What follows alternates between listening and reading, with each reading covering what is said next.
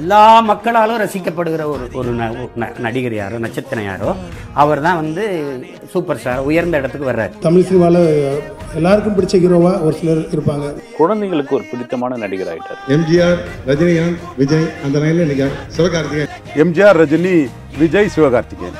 விஜய், அஜித், சிவகார்த்திகேயன் தான். ரஜினி ஞாபகம் தான், பழைய ரஜினி தான் ஞாபகத்துக்கு இருக்கு. எல்லாராலும் நேசிக்கப்படுறவரா வந்து தம்பி விஜய் இருக்கு. அதே மாதிரி அடுத்த தலைமுறையில் தம்பி சிவகார்த்திகேயன். விஜய் சாருக்கு அப்புறம் வந்து கம்ப்ளீட்டாக ஒரு எல்லா ஃபேமிலியிலையுமே நம்ம வீட்டு பிள்ளை அப்படின்னு எல்லாரும் நினைக்கிற அளவுக்கு ஒரு அன்பை அவர் வாங்கி வச்சிருக்கிறாரு. இந்த எம்ஜிஆர் அவர்கள், ஐயா அவர்கள் இருப்பார்.